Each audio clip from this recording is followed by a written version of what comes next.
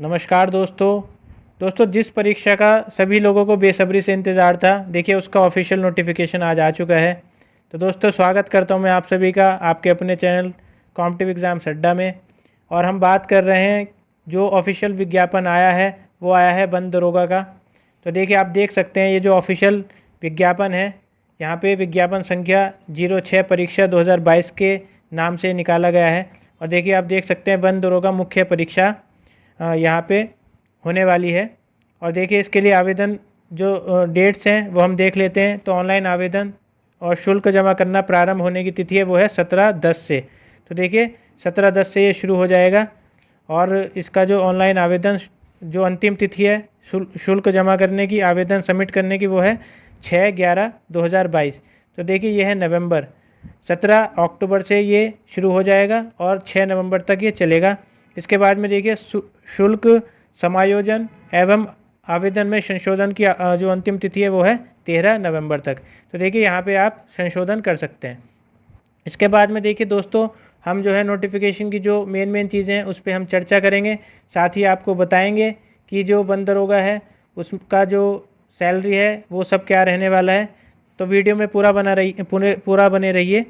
और हम देखेंगे कुछ जो इम्पोर्टेंट चीज़ें हैं वो आपको बता देते हैं। तो देखिए उपयुक्त विज्ञापन के सापेक्ष आवेदन सबमिट करने व शुल्क जमा करने की जो अंतिम तिथि है ये हमने आपको बताई दी है, 6 नवंबर को है। और इसके बाद ही ये चीज़ें इंपॉर्टेंट हैं, आप बिल्कुल ध्यान रखेंगे। इस तिथि के बाद कोई आवेदन शुल्क स्वीकार नहीं किया जाएगा। अभ्यर्थी द्वारा अपने आवेदन पत्र का प्रिंट आउट तब तक नहीं निकाला जा सकता जब तक कि उसके द्वारा जमा शुल्क का समायोजन बैंक द्वारा नहीं किया जाता। तो देखिए जब तक बैंक वेरिफिकेशन नहीं करेगा आपका जो अमाउंट है वो रिसीव हो गया है, तब तक जो है आपका प्रिंट आउट नहीं निकलेगा। तो इसलिए दोस्तों कहने का तात्पर्य इतना ही है कि अपना जो आवेदन है वो जल्द से जल्द भर दें। और एंड टाइम पे जो है चीज़ें जो वेबसाइट्स हैं वो हैंग कर जाती हैं, इस तरीके की जो समस्याएं वो देखने को मिलती हैं अभ्यर्थियों को, वो ना मिले। इसलिए अपना जो आवेदन है वो 17 जो अक्टूबर डेट है उससे ही करना प्रारंभ कर दें। और देखिए अतः अभ्यर्थी द्वारा बैंक के शुल्क का समायोजन 6/11/2022 तक अथवा उसके पश्चात विलंबतः 7 दिवस के अंदर अर्थात दिनांक 13/11 तक अनिवार्य रूप से करा लिया जाए।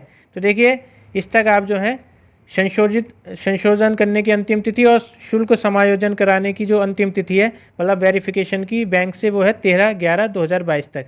तो देखिए एक तो ये इम्पॉर्टेंट चीज़ है। इसके बाद में हम बात कर लेते हैं कितने पद निकले हैं।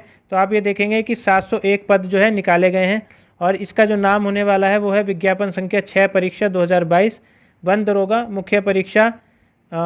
ये जो है आप देख सकते हैं ऐप 2021/06 के अंतर्गत प्रधान मुख्य वन संरक्षक वन एवं वन्यजीव विभाग जो है इसके अंतर्गत आपकी 701 पोस्ट निकाली गई है। इसके बाद में देखिए दोस्तों कौन कौन इसको फॉर्म को भर सकता है। तो सभी को पता है कि पैट के बेसिस पे ये जो है परीक्षा होने वाली है। तो पैट कौन से पैट पे, 2022 वाले पे नहीं, 2022 वाले पे नहीं, ये होगी 2021 का जो पैट परीक्षा दी है उसके स्कोर के बेसिस पे ये आप इसके लिए शॉर्ट लिस्टिंग होंगे जैसे कि लेखपाल में हुआ था। तो आप बिल्कुल ध्यान रखेंगे कि ये आपका PET 2021 के बेसिस पे आपकी भरी जानी है। और देखिए प्रारंभिक अहंता परीक्षा 2021 में वास्तविक जो एब्सोल्यूट स्कोर अथवा नॉर्मलाइज स्कोर में 0 या उससे कम नकारात्मक अंक प्राप्त करने वाले अभ्यर्थी को मुख्य परीक्षा है तो शॉर्टलिस्ट नहीं किया जाएगा। तो देखिए ऐसे कुछ जो विद्यार्थी हैं जिनका 0 से नीचे आया है, 0 से कम आया है, वो जो है 0 आया है, 0 से कम आया है, वो बिल्कुल भी फॉर्म ना भरें क्योंकि उनको मुख्य परीक्षा में नहीं बैठने दिया जाएगा। इसके बाद में हम बता देते हैं आपको कुछ इंपॉर्टेंट चीज़ें। तो देखिए UPSSC वेबसाइट पे आप जाके OAS जो कि ऑनलाइन एप्लीकेशन सिस्टम है उस पे जाके आप आवेदन कर सकते हैं। ये सब चीज़ें जो हैं आपको पता ही हैं।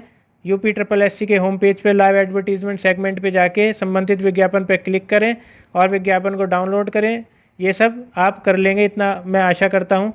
एप्लीकेशन प्रोसेस के अंदर आपको क्या करना है, ऑथेंटिकेशन या login through PAT registration number. तो जो आपका पैट रजिस्ट्रेशन नंबर है उसके थ्रू आपको लॉगिन करना है। देखिए प्रारंभिक अहिंसा परीक्षा के रजिस्ट्रेशन नंबर के साथ अभ्यर्थी द्वारा अभ्यर्थी का प्रमाणीकरण या लॉगिन करना पड़ेगा आपको। इसके बाद आपको पर्सनल डिटेल्स जो है कुछ दिखेंगी वहाँ पे और उसके बाद में एक OTP आएगा। OTP के बाद में आप एप्लीकेशन को भर सकते हैं। इसमें दर्ज की गई अपनी व्यक्तिगत सूचनाएं जैसे कि नाम, पिता का नाम जो है पति का नाम, माता का नाम, उत्तर प्रदेश का निवासी होने संबंधी विवरण, श्रेणी जो है ईडब्ल्यूएस या किसी कैटेगरी से आप अगर संबंध रखते हैं तो क्षैतिज आरक्षण, इन सबसे जो संबंध रखते हैं ये सब आपको दिखेगा, प्रदर्शित होगा। देखिए इसमें एक चीज़ आपको मैं बता दूं, जो लोग भी ईडब्ल्यूएस का फ़ायदा उठाना चाहते हैं, जो लोग ईडब्ल्यूएस में अपना फॉर्म भरेंगे वो क्या करेंगे, उनके लिए जिन अभ्यर्थियों द्वारा ईडब्ल्यूएस श्रेणी के अंतर्गत आवेदन किया जा रहा है उनके द्वारा आवेदन की अंतिम तिथि कौन सी है, जो 6 तारीख है। देखिए ये जो आवेदन की अंतिम तिथि है वो है 6 के, तो 6 से रिलेटेड क्या है, आपको क्या करना है कि अंतिम तिथि के पूर्व निर्गत व आवेदन करने वाले वित्तीय वर्ष। तो देखिए आपको मैं इसको सिंप्लीफाई तरीके से बता देता हूँ कि आवेदन तिथि के पहले की तिथि होनी चाहिए, मतलब जो 6 नवंबर तिथि है उससे पहले का आपका ईडब्ल्यूएस सर्टिफिकेट होना चाहिए, और वो किस ईयर के लिए होना चाहिए, कौन से वित्तीय वर्ष के लिए होना चाहिए, 2022 या 23 के लिए होना चाहिए। तो ऐसा ना हो कि 21-22 का कोई बनवा ले गलती से, तो 22-23 का होना चाहिए। ये जो है वैसे तो डिफ़ॉल्ट ही 22-23 का ही बनेगा, फिर भी मैंने आपको एक गलती का जो संकेत है वो आपको बता दिया है कहाँ पे गलती हो सकती है। इसके बाद में देखिए दोस्तों और क्या इंपॉर्टेंट चीज़ है, वेरिफिकेशन कोड वगैरह ये सब आप कर लेंगे जब आप फॉर्म को भरेंगे। आपने जो है मैं आशा करता हूँ फॉर्म्स भरना आपको आता ही होगा, तो इसलिए मैं बता नहीं रहा हूँ, फ़ोटो हस्ताक्षर ये सब चीज़ें, अन्य विवरण आप कर सकते हैं। इसके बाद में देखिए घोषणा होगा, और मैं आपको बता देता हूँ कि फ़ी पेमेंट जो है किस तरीके से होगा। तो फ़ी पेमेंट के लिए अभ्यर्थी निर्धारित शुल्क जो है क्रेडिट कार्ड, डेबिट कार्ड या इंटरनेट बैंकिंग या एसबीआई के ई चालान के माध्यम से भी कर सकता है। तो देखिए ई चालान तो बहुत कम ही लोग इस्तेमाल करते हैं, और जो शुल्क है, शुल्क के सफल भुगतान होते ही पेमेंट एक्नॉलेजमेंट जो रिसिप्ट है पार जनरेट होगी, जिसके पेमेंट का विवरण अंकित होगा। तो इसमें जो है इसको आप बिल्कुल संभाल के रखेंगे, क्योंकि ये स्लिप भी जो है कई बार आपको काम आ जाती है, बिल्कुल काम आती है। इसके बाद में देखिए proceed to download and print the application, ये जो है फॉर्म बटन आएगा, तो इससे आप अपनी जो एप्लीकेशन है जो आपने भरी है उसको डाउनलोड कर सकते हैं। और अगर आप फीस सबमिट नहीं करेंगे तो आपका जो आपका एप्लीकेशन है वो बिल्कुल भी प्रिंट नहीं होगा। इसके बाद में देखिए इसके बाद में क्या करना है आपको, यदि अभ्यर्थी द्वारा क्रेडिट कार्ड, इंटरनेट बैंकिंग द्वारा निर्धारित शुल्क का भुगतान किया जा चुका है, परंतु शुल्क का समायोजन न होने पाने के कारण अभ्यर्थी अपने आवेदन का प्रिंट आउट नहीं निकाल पा रहा है, तो उसे होम पेज पर एप्लीकेंट सेगमेंट के अंतर्गत दिए गए link update your transaction ID, ये सब आपने किया होगा पहले भी, लेकिन मान लीजिए आपका जो है वेरिफिकेशन नहीं हुआ है, तो इसमें एप्लीकेंट सेगमेंट पे जाके अपडेट योर ट्रांजेक्शन आईडी, जो कि आपको फॉर्म फिल करने के बाद में जब आपने फ़ीस सबमिट कर रहे हैं उस टाइम पे मिली होगी, तो ये आपको उसमें भरनी है और आपका जो है वेरिफिकेशन हो जाएगा। उसके बाद आप प्रिंट आउट ले सकते हैं। तो देखिए ये छोटी छोटी चीज़ें आपको पता होगी। इसके बाद में देखिए आवेदन शुल्क की हम बात कर लेते हैं, ये भी एक चीज़ जो है पता होनी चाहिए। तो आवेदन शुल्क जो है अनारक्षित या सामान्य, अनारक्षित मतलब जो जिनका कोई रिजर्वेशन नहीं है, और सामान्य जो है उनका 25 रुपये होगा। इसके बाद में अन्य पिछड़ा वर्ग जो है उसका भी 25, अनुसूचित जाति 25 रुपये, अनुसूचित जनजाति जो है 25 रुपये। तो सभी का SC ST OBC और जनरल जो है 25 रुपीज़ उसका ऑनलाइन प्रक्रिया का शुल्क रहेगा। इसके बाद में देखिए दोस्तों ये कुछ जो है स्वतंत्र संग्राम सेनानी के आश्रित, भूतपूर्व सैनिक, महिला, दिव्यांगजन एवं उत्कृष्ट खिलाड़ी अभ्यर्थी द्वारा क्रमांक 1 से 4 तक उल्लेखित उनकी मूल श्रेणी के अनुसार शुल्क देय होगा। तो इसमें जो मैंने शुल्क बताया है आपको वो सिर्फ किसके बताया है, OBC, जनरल और SC ST का। इसके बाद में ये जो कैटेगरीज़ हैं जैसे स्वतंत्रता, फ्रीडम फाइटर, भूतपूर्व मतलब एक्स सर्विसमैन, महिला, वुमेन जो है, दिव्यांगजन जो PWBD में लगते हैं, पर्सन्स विद बेंचमार्क डिसेबिलिटीज़, या जो उत्कृष्ट खिलाड़ी रहेंगे मतलब जो भी नेशनल या स्टेट लेवल के खिलाड़ी हैं, उनके लिए जो शुल्क रहेगा वो 1 से 4 तक उल्लेख्य जो है वो उसमें देख सकते हैं। इसके बाद में देखिए दोस्तों ये पॉइंट बहुत इंपॉर्टेंट है कि मुख्य परीक्षा हेतु परीक्षा शुल्क का भुगतान केवल मुख्य परीक्षा हेतु शॉर्टलिस्ट किए गए अभ्यर्थी द्वारा ही अलग से किया जाना है। मुख्य परीक्षा हेतु शॉर्टलिस्ट किए गए अभ्यर्थियों का मुख्य परीक्षा हेतु परीक्षा शुल्क जैसे कि आयोग शासन द्वारा निर्धारित किया जाएगा। देखिए ये वही चीज़ है जो इम्पोर्टेंट चीज़ लेखपाल में हुई थी कि एक बार ये अभी फॉर्म के लिए आप 25 रुपये देंगे, उसके बाद में जो शॉर्ट लिस्टेड होंगे पैट के स्कोर के बेसिस पे आपको शॉर्ट लिस्ट किया जाएगा। उसके बाद में मेंस एग्ज़ाम के लिए, वन दरोगा के मेन एग्ज़ाम के लिए आपको फिर से एक शुल्क देना पड़ेगा। ये आयोग या शासन जैसे भी निर्धारित करेगा वैसे होगा।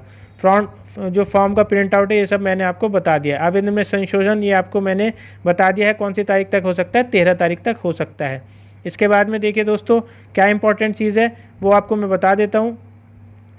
ये देखिए पोस्ट के बारे में जो डिस्ट्रीब्यूशन है वो देख लीजिए आप। तो पोस्ट के बारे में जो डिस्ट्रीब्यूशन है देखिए वन्य एवं वन्यजीव विभाग ने निकाला है, पद नाम है वन दरोगा, और इसको सुनते ही काफ़ी लोग जो है खुश हो जाएंगे। वन दरोगा जो है बनने जा रहे हैं तो इसलिए खुशी होनी भी चाहिए। और देखिए वेतनमान जो होगा ये होगा, वेतनमान होगा जो बैंड है वो है 5200 से लेके 2200 तक, और इसमें ग्रेड पे जो है 2800 रहेगी, पे लेवल 5 रहेगा, और पे मैट्रिक जो रहेगा वो 29,200 से 52,300, मतलब ये बेसिक रहेगी और ये आपका जो है मैक्सिमम रहेगी इस ग्रेड पे। तो देखिए ये मैट्रिक्स है 2800 ग्रेड पे लेवल 5 पे ये ग्रेड पे रहता है 29,200 से 52,300। अब देखिए इसकी हम सैलरी भी आपको बताएंगे, इसमें जो डीए वगैरह एचआरए वगैरह जो जुड़ कितना होगा लगभग वो हम बताएंगे वीडियो के एंड में। अब इसकी जो आयु है वो 21 से 40 साल तक। अनारक्षित के लिए जो है मतलब जनरल के लिए 288 सीट है, अनुसूचित जाति के लिए है, अनुसूचित जाति मतलब एससी के लिए 160, एसटी के लिए 20 सीटें हैं, और ओबीसी के लिए 163 सीटें हैं। आर्थिक रूप से जो है 70 सीटें हैं, काफ़ी सीटें हैं ईडब्ल्यूएस के लिए। ईडब्ल्यूएस पे काफ़ी विवाद भी चल रहा है, लेकिन अभी सीट्स निकाली हैं तो अभी तो फिल होंगी, बाकी जो है आगे जो भी सुप्रीम कोर्ट उस पर जजमेंट लेगा वो आगे देखा जाएगा, लेकिन अभी 70 सीटें हैं ईडब्ल्यूएस की। कुल पद जो है वो 701 हैं, और जो ये इसकी जो है अभियुक्ति है वो स्थायी और अस्थायी दोनों रूप से होगी। तो देखिए शुरू में जो है अस्थायी रूप से ही आपको प्रोबेशनरी पीरियड पे ही रखा जाता है, बाकी फिर आपको जो है 1 या 1.5 साल बाद में आपको परमानेंट कर दिया जाता है। इसके बाद में देखिए कुछ जो है क्षेत्रिक मतलब हॉरिजॉन्टल आरक्षण देख लेते हैं। हॉरिजॉन्टल जो रिजर्वेशन है वो किस तरीके से रहेगा। तो स्वतंत्रता सेनानी के लिए जो है स्वतंत्रता सेनानियों के आरक्षित रहेगी 14 सीटें, 14 सीटें रहेंगी जो स्वतंत्रता फ्रीडम फाइटर्स है। महिला के लिए 140 सीटें, काफ़ी सीटें हैं, और जो है भूतपूर्व एक्स सर्विसमैन है वो 35 सीटें, उत्कृष्ट खिलाड़ियों के लिए 14 सीटें हैं। दिव्यांगजन जो पीडब्ल्यूबीडी हैं किसी तरीके से भी जो है डिसेबिलिटी के में आते हैं वो उनके लिए कोई भी पद चिन्हित नहीं है। तो देखिए इस तरीके से जो है ये हॉरिजॉन्टल आरक्षण है। इसके बाद में देखिए उत्तर प्रदेश की महिला अभ्यर्थियों के मामले में पिता पक्ष से निर्गत जाति प्रमाण पत्र ही मान्य होगा। तो देखिए महिला अगर कोई भी प्रमाण पत्र अपना लगाती हैं तो वो पिता पक्ष से निर्गत, मान लीजिए अगर वो लगाना है ईडब्ल्यूएस सर्टिफिकेट लगाना है तो वहाँ पे जो इनकम सर्टिफिकेट लगेगा वो पिता का लगेगा, ये कहने का मतलब है। इसके बाद में देखिए ये सारी चीज़ें हो गई हैं। इसके बाद में देख लेते हैं अनिवार्य जो अहंता रहेगी, शैक्षिक जो अहंता मतलब एजुकेशनल क्वालिफिकेशन रहेगी वो हम देख लेते हैं। तो देखिए वन दरोगा के पद पर सीधी भर्ती हेतु किसी अभ्यर्थी के लिए भारत की विधि मतलब है लॉ के द्वारा इंडिया में स्थापित विश्वविद्यालय यूनिवर्सिटी में जो है गणित आपने किया है या भौतिक विज्ञान आपने किया है, ठीक है, रसायन विज्ञान मतलब केमिस्ट्री से किया है, फिजिक्स से किया है, मैथ से किया है, वनस्पति विज्ञान से किया है। इसके बाद में जंतु विज्ञान, वानिकी, भूगर्भ विज्ञान, कृषि, सांख्यिकी, पर्यावरण विज्ञान में से 2 या अधिक विषयों के साथ स्नातक उपाधि की है। स्नातक मतलब आपने ग्रेजुएशन अगर की है तो बिल्कुल आप इसको भर सकते हैं। साथ ही अभियांत्रिकी में स्नातक उपाधि या पशु चिकित्सा विज्ञान में स्नातक उपाधि धारित की है तो ये आप फॉर्म भर सकते हैं। तो देखिए ये अनिवार्य है, अनिवार्य, ये बात बिल्कुल ध्यान रखेंगे, ये बिल्कुल एसेंशियल क्वालिफिकेशन है, ये होना ही चाहिए, इसलिए सब इसको फॉर्म को नहीं भर सकते हैं। ये ग्रेजुएशन में ये सारी चीज़ें हैं आपके पास तो आप इसको भर सकते हैं। अधिमानी अहंता मतलब डिज़ायरस जो होंगी, मतलब अगर ये नहीं भी होंगी तो चल जाएगा, लेकिन ये तो होनी ही चाहिए। इसके अलावा देखिए अन्य बातों के समान होने पर ऐसे विद्यार्थियों की सीधी भर्ती के मामले अधिमान दिया जाएगा, मतलब उनको जो है वरीयता दी जाएगी, प्रेफरेंस दी जाएगी, जिनने प्रादेशिक सेना में न्यूनतम 2 वर्ष की अवधि तक जो देखिए प्रोविंशियल जो आर्मी रहती है उसमें जो है 2 साल तक जो है उन्होंने सेवा दी हो, या राष्ट्रीय कैडेट कॉर्प का बी प्रमाण सर्टिफिकेट उनके पास में हो, तो बी सर्टिफिकेट होगा तो उनको वरीयता दी जाएगी। आपको आयु सीमा मैंने बता दिया 21 से 40 साल होनी चाहिए। आरक्षण का मैंने आपको बता दिया है। चयन का आधार जो है वो लिखित परीक्षा होगी। चयन का जो फर्स्ट स्टेप होगा वो होगा पैट की परीक्षा, जैसा कि आपका लेखपाल में हुआ वैसे ही इसमें सब कुछ होगा। इसके बाद में देखिए कुछ शारीरिक मानक होने चाहिए। शारीरिक मानक का मतलब है ऊंचाई, लंबाई, चौड़ाई कितनी होनी चाहिए, तो वो आपको मैं बता देता हूँ। पुरुष के लिए जो ऊंचाई है वो 163 सेंटीमीटर होनी चाहिए, जबकि महिलाओं के लिए 150 सेंटीमीटर भी चल जाएगी। सीने का जो घेरा है पूरा फुलाने पर देखिए पुरुष की जो है 84 होना चाहिए, और जो महिलाएं हैं वो 79 सेंटीमीटर 79 सेंटीमीटर होना चाहिए। और देखिए फैलाव के साथ में 5-5 सेंटीमीटर ये आप कर सकते हैं। तो देखिए फैलाव जो है 5 सेंटीमीटर का होना चाहिए बिल्कुल। इसके बाद में देखिए, परंतु यह है कि अनुसूचित जनजातियाँ या गोरखा, नेपाली, गढ़वाली या कुमायूनी मूल वंश के अभ्यर्थियों के मामले में जो न्यूनतम ऊंचाई मानक है वो थोड़ा सा कम हो जाएगा। क्या हो जाएगा? पुरुष के मामले में 152.5 सेंटीमीटर हो जाएगी, महिला के मामले में 145 हो जाएंगी। तो देखिए आप गोरखा, नेपाली, गढ़वाली ये सब हैं, तो आपका बिल्कुल जो देखिए पहाड़ी लोग हैं उनकी थोड़ी सी कम हाइट भी चल जाती है। तो ये आप बिल्कुल देखेंगे। पुरुष अभ्यर्थी से 4 घंटों में पूरी की जाने वाली 25 किलोमीटर की और महिला के लिए 4 घंटे में पूरी की जाने वाली 14 किलोमीटर की पैदल चाल परीक्षा में होगी। तो ये कि पैदल चाल होगी, इसको चाहे कोई भाग के भी तय कर सकता है। 4 घंटे में जो है 25 किलोमीटर पूरा करना है, महिलाओं के लिए 4 घंटे में 14 किलोमीटर पूरा करना है। तो ये बिल्कुल आप ध्यान रखेंगे। इसके बाद में देखिए, और कोई भी अभ्यर्थी अगर उसकी सेवा में किसी पद पर तब तक नियुक्ति नहीं की जाएगी जब तक मासिक शारीरिक रूप से सही ना हो। तो ये सब चीज़ें तो आपको पता ही हैं कि अगर नहीं सही होगा तो कैसे आप कर सकते हैं। देखिए प्रेग्नेंट जो वुमेन है उनके लिए हम बता देते हैं कि किसी महिला अभ्यर्थी को परीक्षण के आधार पर 12 सप्ताह या अधिक से गर्भवती पाए जाने पर अस्थायी रूप से अस्थायी मतलब जो है अस्वस्थ घोषित किया जाएगा। अस्थायी का मतलब है कि उसको परमानेंटली घोषित नहीं कर दिया जाएगा, उसको थोड़े टाइम के लिए जो है अस्वस्थ घोषित किया जाएगा। और प्रस्तुति के दिनांक से 6 सप्ताह के पश्चात स्वास्थ्य के लिए उसको पुनः जो है परीक्षण किया जाएगा। तो उसका देखिए 6 सप्ताह बाद पुनः परीक्षण किया जाएगा। इसके बाद में देखिए दोस्तों, और जो चीज़ें हैं वो आपको मैं बता देता हूँ कि वन दरोगा की लिखित परीक्षा हेतु विज्ञापित पदों, जैसे कि जो कितने पद हैं, 701 पद हैं, उसके सापेक्ष जो है 15 गुना अभ्यर्थी बुलाए जाएंगे। तो देखिए लेखपाल की तरह इन्होंने नहीं किया है, इन्होंने सीधा बता दिया अभी कि 15 गुना बुलाए जाएंगे। अंतिम कट ऑफ अंक या परसेंटाइल स्कोर दशमलव के 2 स्थान तक धारित करने वाले समस्त अभ्यर्थियों को देखिए, तो अगर मान लीजिए आपका बैठ रहा है 90.02, तो यहाँ तक 2 दशमलव तक जो है आपको बिल्कुल यहाँ तक आपका कंसिडर्ड किया जाएगा जो आपका स्कोर है। और देखिए अभ्यर्थियों के लिए महत्वपूर्ण अनुदेश जो हैं वो हम नहीं पढ़ेंगे क्योंकि इतना ज़्यादा इसमें इम्पोर्टेंट कोई चीज़ नहीं है। इसके बाद में देखिए दोस्तों, कोई अनाचार या कदाचार आप कर रहे हैं, मतलब आपका जो व्यवहार है वो सही नहीं है या आप कोई चीटिंग वीटिंग करेंगे, तो वो डिबार करने का जो अधिकार है वो आयोग का है।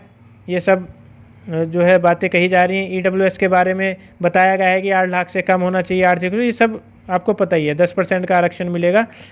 तो देखिए दोस्तों, इसमें और ऐसी कोई चीज़ नहीं है। नीचे जो है परिशिष्ट जो है आ गई हैं, जो फॉर्मेट्स हैं वो सब बताए गए हैं।